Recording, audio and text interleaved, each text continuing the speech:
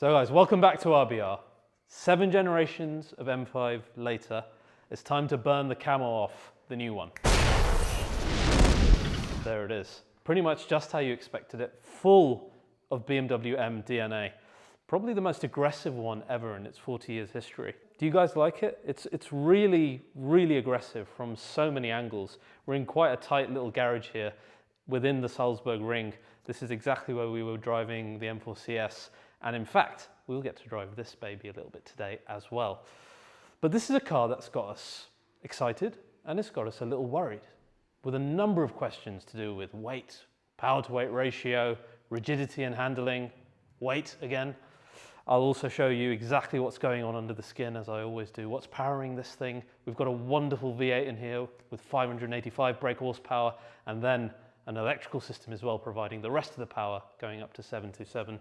And the other thing I'm going to fill you in on is the price, which is going to shock you in a really good way. So lots to talk about. Let's dive in and check out the brand new generation BMW M5.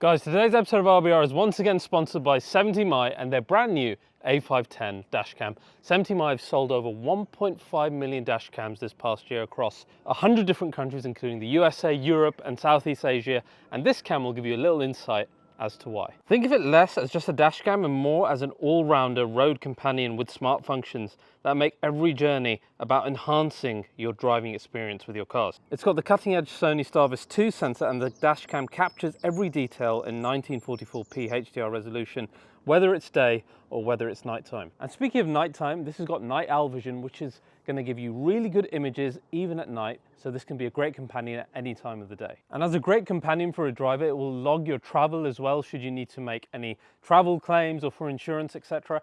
And then beyond that, you can use the 4G connectivity within here to do live streaming, use the Find My Car feature, or use the Smart Guardian mode to be alerted to any collision or suspicious activity, so you have total peace of mind when this thing is in your car and it's parked away from you. And like I said, that built-in GPS is a game changer. It records real-time trip data like speed, time, and precise locations, which is invaluable when it comes to insurance claims or police reports, etc. In addition to that, the ADAS system gives you additional features in your car of lane departure warning or collision detection warning as well. So if your car doesn't have it, it's an added bonus. In terms of setup, it's a breeze to install thanks to the screen, the Bluetooth pairing and the 70mi app. And with this, it feels like you're really getting a road companion rather than just a dash cam. And of course, as an RBR viewer, you get a great deal. Check the link below to get yours. A huge thanks to 70mi for supporting this episode and for you guys for supporting our regular sponsors. Now back to the video. Now a new M5 is always a super exciting thing. And it's exciting for me to be here to see the launch of a new one. But this is our first ever hybrid M5. It uses a lot of what we saw previously in the XM and in fact in the racing car as well to build a V8 hybrid powered car that's got 585 brake horsepower just from the combustion engine and the rest brought in by the electrical system. And this has caused a lot of excitement, but a lot of worry as well. We're all thinking, what's the weight? How's it going to handle? Is the rigidity going to be enough? What's the weight?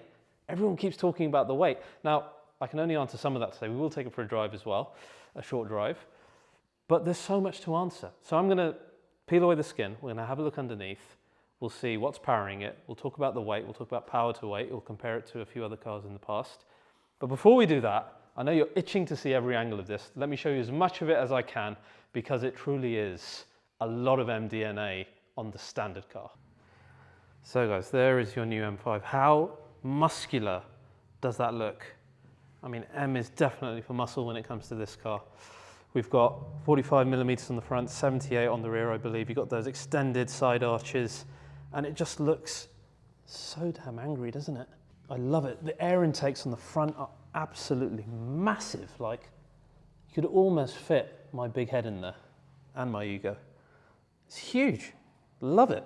Dead on front, you can see that width really, and so many angles, so many cuts. It's like it brings in some of that M2 flavor, particularly with this part of the light. Like the M2 has that really sharp cut. I think that's something that they're going to bring in more cars now.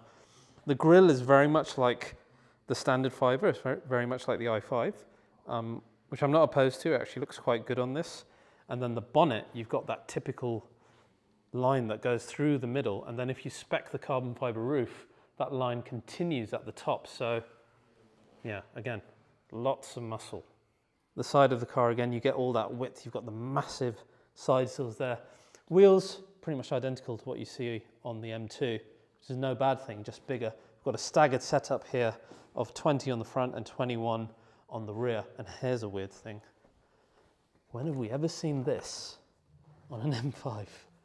This will scare a lot of people. It excites me because I think it can make it a really good daily car. We'll talk about the range in a minute, what you get from the 16.8 usable kilowatts in the battery.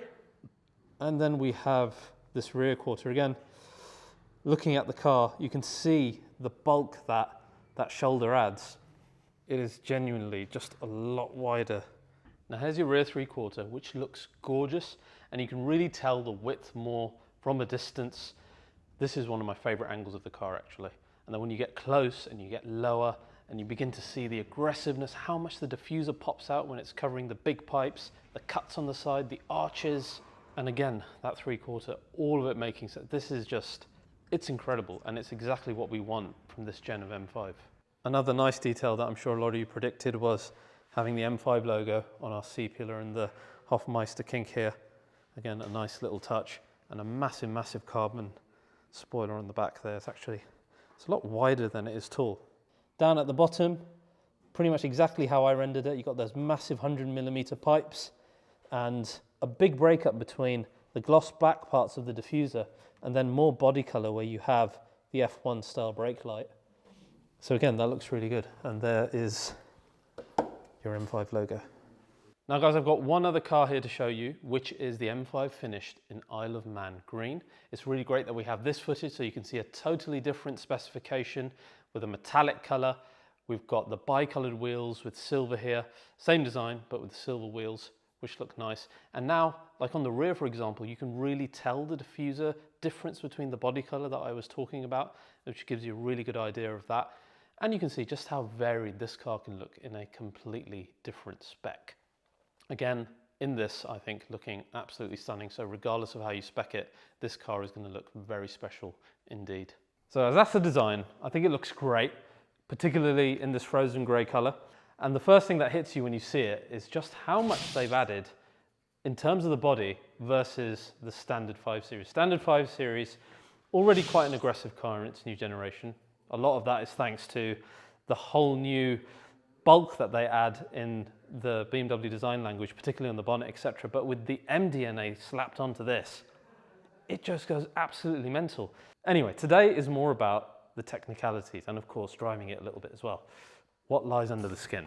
First of all, it's great to have our trusty V8 in there. You will know that competitors of this car aren't necessarily running towards the V8 anymore. I'm talking about AMG, of course, which haven't even got a competitor to this car. So it's incredible that we have an M5 still in this day and age with a powerful V8.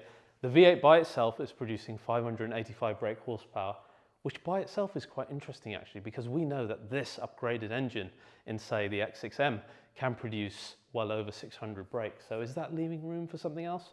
We'll discuss that in a minute. But that's just the combustion side. As you know, this is a hybrid M5. So we also have an electric motor that sits in between our engine and right in our transmission, in fact.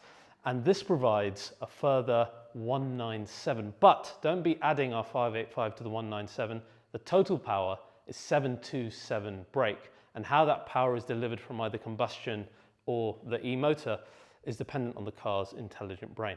But what I found really quite interesting is where they place the battery, which is almost like in a horseshoe shape right in the middle. So you've got a nice low center of gravity, which is great. If you have the carbon roof like we have here, again, that only helps with that regard. And again, you look at the competitors, we've had batteries always sitting at the back on the rear axle. So surely this is going to help us when we're driving more dynamically. I think that was a good decision. That battery currently charges up to 7.4 kilowatts, but in November there will be an update where you can go up to 11 as well. It's so weird having a charging port, isn't it, on an M5? It's a strange thing to look at.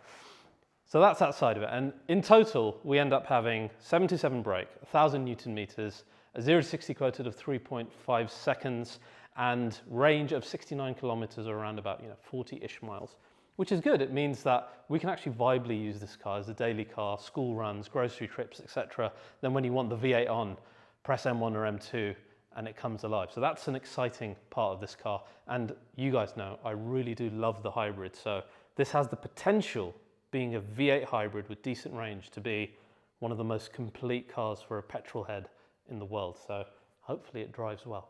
We will see soon. So of course the question then is, how much weight do we add to this car? If we look at the previous M5 competition, that car weighed around about 1,900 kilos, okay? This one is at 2,435, so we're talking over 500 kilos added because of the hybrid system, which then you can understand the customer's kind of, reticence against adding these systems to these cars. But if modern day has taught us anything with BMW M, is that when you have a car's weight, don't necessarily be shocked by it. We have the BMW M2 that I own and I love. I've done 8,000 miles in it. That thing weighs just 100 kg off the old M5, right? You think it should be impossible that it would be agile, yet we know just how agile and how fun that car is. So this is not the be all and end all. And again, we'll get an idea of that a little bit today on track.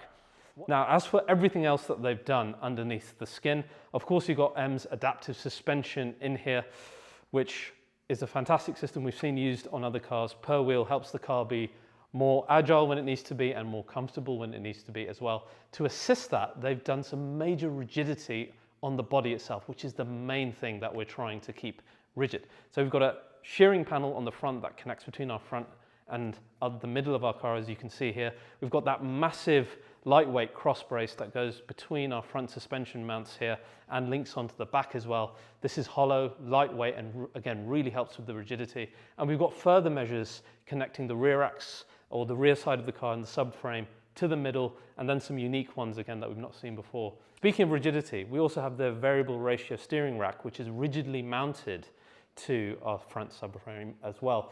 Then alongside that rigidly mounted steering, we have the active steering on the rear axle as well, up to 1.5 degrees, which I actually like, because a lot of these cars, when we initially got rear wheel steering, everybody went crazy and started adding too many degrees, and it always felt weird to me when driving. 1.5 sounds like it's just enough to help with a car that's longer than it used to be, and not too much that it's going to put us off then as well. So guys, lots changed under the skin, as it should be, because we've added that weight. We want to manage it, and we want to keep this an exciting M car, because it's the flagship really, the M5, isn't it? So we will find out in a minute. We're going to go out for a drive. Before we do that, just a discussion on where does this car sit. I think it leaves room for a more powerful version. I think that's pretty obvious.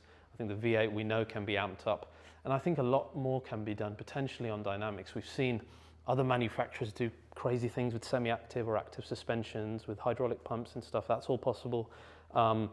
Even crazy more rigidity could be done within the suspension, or they could even go to the CS level. There's no stopping M from what I've seen. They're not suddenly saying that we're not doing these cars because of the way that the world is changing.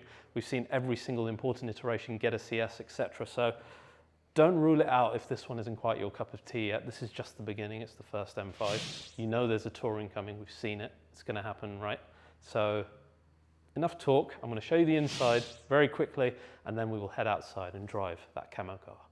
Now, let me show you the unique things they've done inside. You get quite the welcome of the M lighting in here immediately. We've got the brand new steering wheel, which I'm going to show you in a sec, and the awesome M bucket seats. These are the only seats available currently, and they're fully configurable from the touchscreen in terms of how much they hug you, etc., which is good. You've got the M5 logo hidden within there, as is tradition, and with a bit of colour like you have in this one, it looks stunning. So guys, here we are inside the new M5, and you can see this is the most important part that I'll get onto in a second. They've maintained the M controls, which is so important. And this is the other most important part, the steering wheel, which is brand new. What's really cool is they've added in illuminated M1 and M2 buttons, which you can't see here. They're a lot thicker than we've had in previous cars. They're illuminated. We'll be playing around with them on track shortly as well. You've got your wonderful paddles here, as we've had in M3 and M4, which is good. And you've got that nice flat bottomed new steering wheel with the much nicer spoke than we've had in the past, and a really nice thick 12 o'clock marker. And then you've got all the other things that we saw in the i5, like the BMW light bar, which is basically the soul of the car, married to a ton of carbon fiber. You can have these in M colors or any other color you want, or you can turn it off. And you've got the latest system in here, which is BMW's 8.5 system. So right up to date as you would expect it to be. And as you can see, you've got the spec of the car as we always have, which is so cool. Now there's a number of driving modes in this car. If we go into M Hybrid, you can see them all here. Dynamic Plus and Dynamic come with the M Professional package only, and these three, Hybrid, Electric and E-Control, are the standard ones.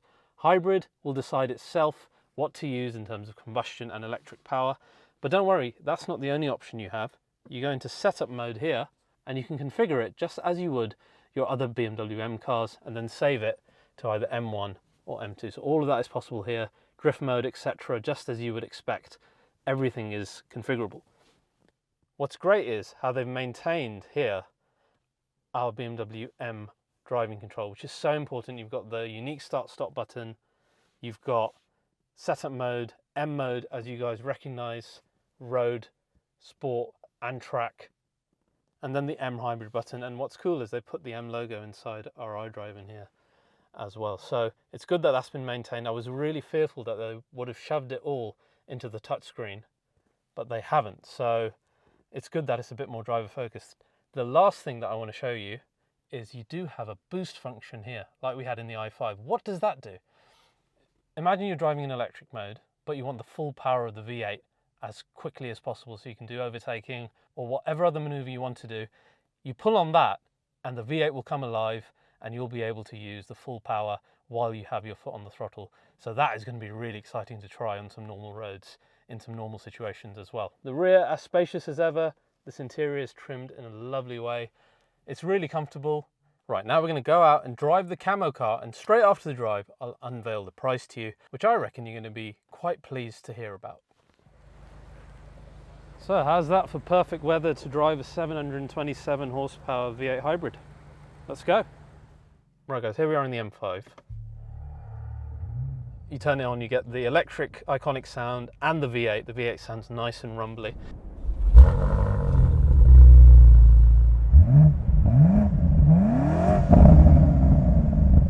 Now we are going to start in M Hybrid Electric, and then we will go into the racier mode as we get on. Now it's very, very wet out here, as you can see. I've driven about 5-6 laps in the dry as well, so I can give you a good kind of idea, at least, you know, what this car is saying when we're going faster as well in the dry. So don't be too put off by the fact that it's wet.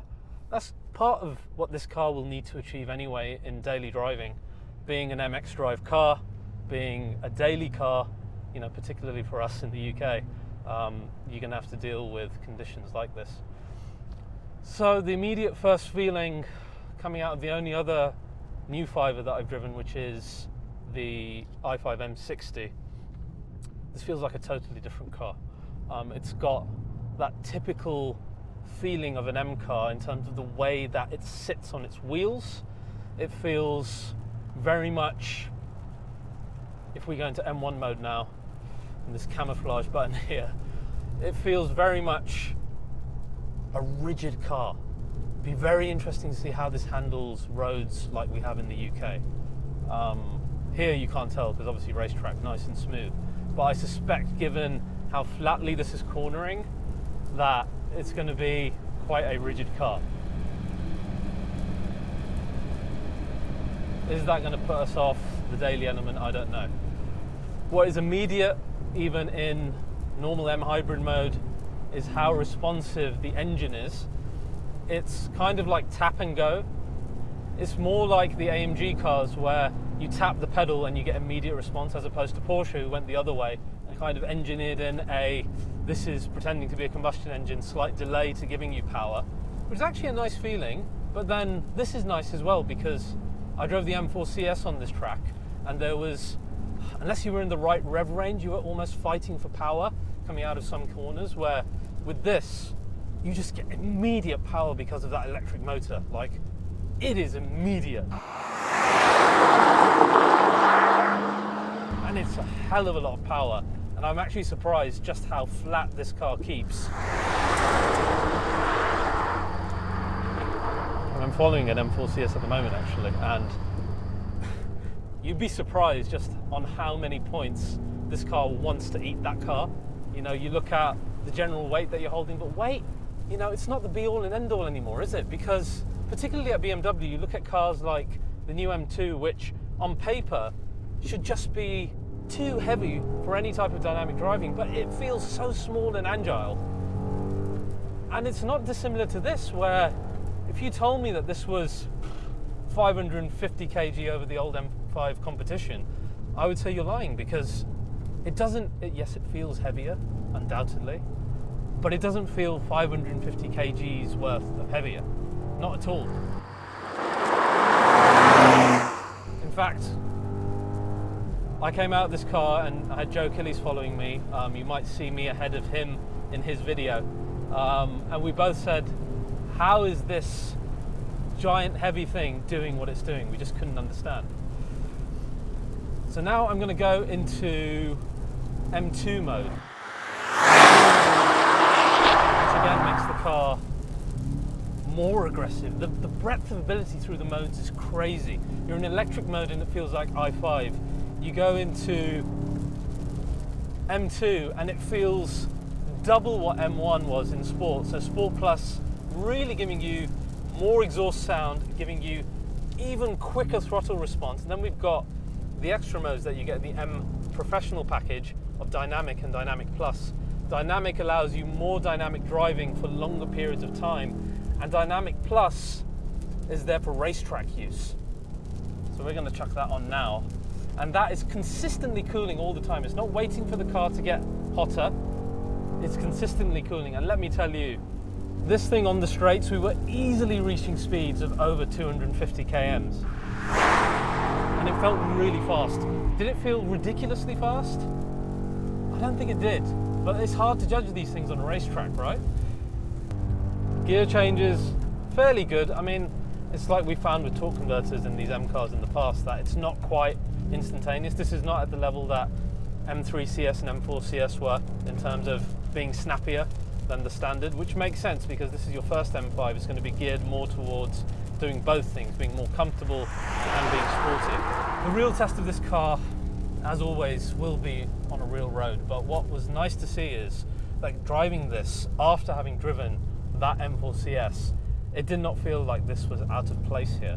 And I was impressed, as I was with the M2, that somehow whatever magic they've done in the rigidity means that a lot of the weight has been hidden. I want to see how much of that it can maintain on a real road. I want to see how much of the comfort it can maintain as well, because it's got to do both for this to be a successful car. But yeah, first impressions coming out of this, crazy how it's handling this weight. I can't wait to drive it on real roads and see how much of the magic of the old competition can this bring back. So guys, that was my first drive of the M5 on a very wet track.